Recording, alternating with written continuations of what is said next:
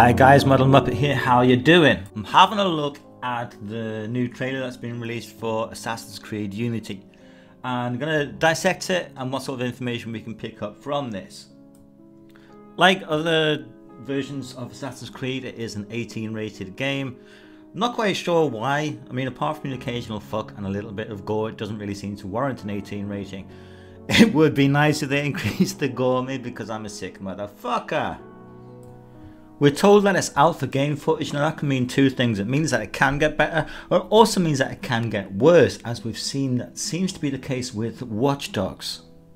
However, at this point of time, it doesn't seem like it is the normal CGI intro that we've had with previous iterations. With this next claim, I'm kind of reminded when the Xbox 360 came out before the PlayStation 3 and Sony said, next gen starts when we say it does. And really, you know, there wasn't a significant difference between the PS3 and the Xbox 360. But anyway, we'll let that ride. Now this next shot, while appearing simply stunning, I think can actually give us some information about the game. It seems to be the Palace of Versailles, and I apologise to any French people watching this if I've pronounced this wrong. But this palace played a significant part in the history of the French Revolution. There was a march, mainly by women, on the palace, which is where the often misquoted "let them eat cake" thing comes from. It was basically a hunger march. It occurred about 3 months after the storming of the Bastille, and historians will argue that this is actually more significant in terms of what it actually did to the French royal family at that time. What is even more interesting, though, is that there was actually a conspiracy theory about this, about who organised it.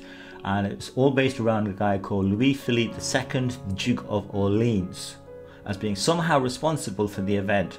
And basically the theories go that he was behind the scenes, he was manipulating events, and that he saw himself as being a replacement for the king. And he certainly did have a lot of support. He was in favour of constitutional monarchy, something that differed from the present monarchy. And it was, I guess, almost a halfway house between the full-out democracy, the republic that France became, and the monarchy that it had previously. So it would give us a constitutional monarchy, something along the lines as later developed in the United Kingdom. Now, I do want to stress this is only conjecture. Obviously, I have absolutely no inside track as to what Ubisoft are going to do, but I think it gives us an idea, at least, of the kind of conspiracies we'll come across.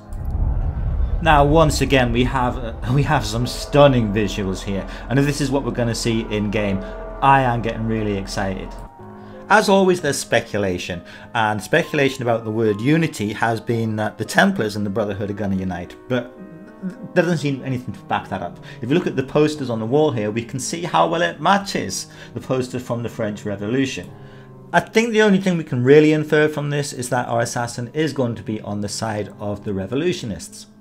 One little thing of note is that we have the expression of liberty, equality and fraternity and to the death, and at the end of the French Revolution that to the death bit was taken out.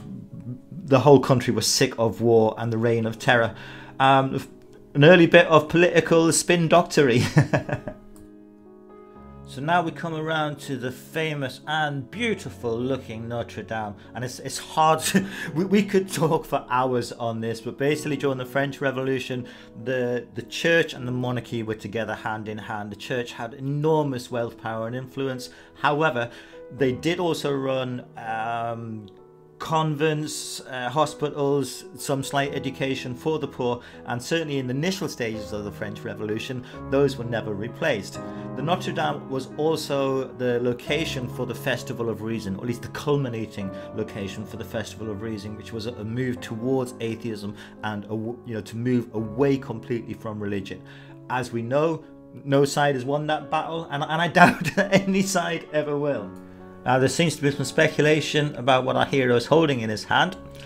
And just for the record, pocket watches were invented a good couple of centuries before this and were in common use for about 100 years before the time of these events.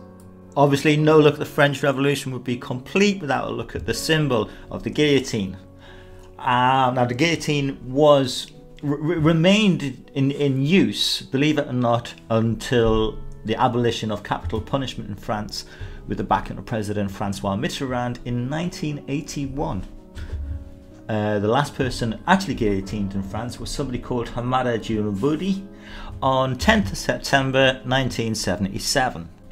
Alright guys, that concludes my look at the trailer. I hope you found this video interesting. Don't forget to rate, share and comment if you enjoyed it. Take it easy. Ciao.